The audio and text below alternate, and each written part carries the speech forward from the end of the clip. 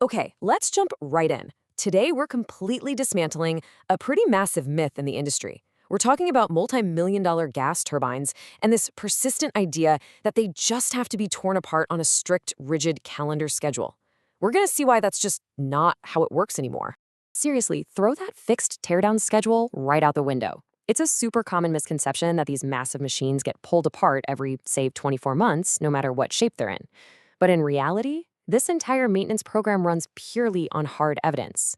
We're talking high-definition borescope images and continuous performance trend data. That is what actually decides when the wrenches come out. Definitely not a calendar on the wall. And this brings us to the absolute core of the whole thing, the on-condition philosophy. Basically, we are replacing the calendar with real-time vital signs. It's kind of like being a doctor for a jet engine. We look deep inside the machine, we analyze those trend lines, and we let the actual physical evidence dictate exactly when and honestly how deeply we need to service the equipment. No more arbitrary fixed intervals. Think of it like this, right?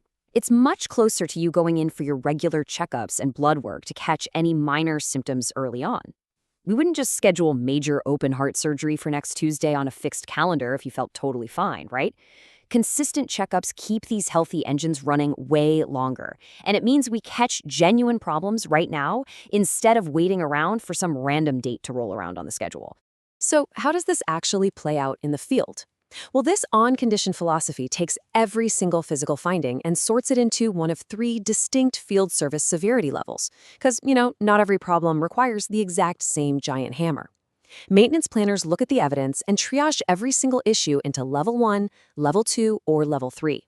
Let's break those down. Starting with level 1, this is your foundation. We're talking entirely about on-site external work.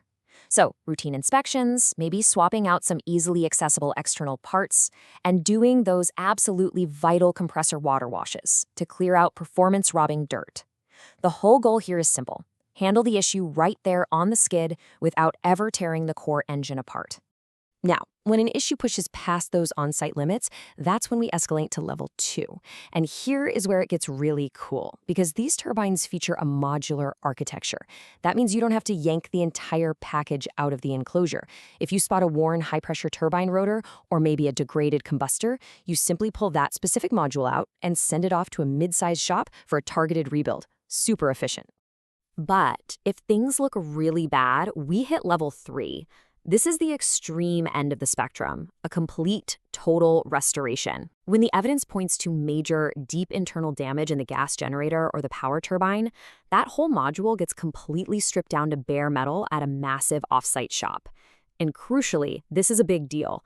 It absolutely must pass validation in an authorized test cell before it is allowed anywhere near your power grid again.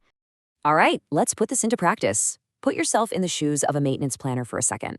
Let's say your routine borescope inspection uncovers a small dent on a single compressor blade. But you check the manual, and it is well within the manufacturer's safe operating limits. So, quick check. Which level of maintenance response do you actually trigger for this? And the big reveal. It's just a level 1 observation. Yep, you don't panic, you definitely don't order a multi-million-dollar teardown.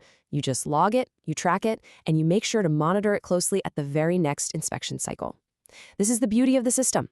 Escalation to level 2 or level 3 literally only happens when the physical findings actually exceed those strictly defined limits. So, to wrap this section up, we are officially moving away from blind schedules. You now know that borescopes and data are what trigger shutdowns, absolutely not the clock on the wall.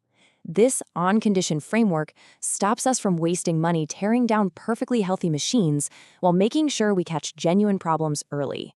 And no matter what you find, it's always going to fall neatly into level 1, level 2, or level 3. But I want to leave you with a quick thought to ponder before our next explainer. Okay, so we threw out the calendar for major overhauls, right? But the engine still runs on a very strict inspection schedule to actually gather all that vital evidence in the first place. So, what are the actual daily, weekly, and running hour checks that really matter? We'll dive into exactly what those are next.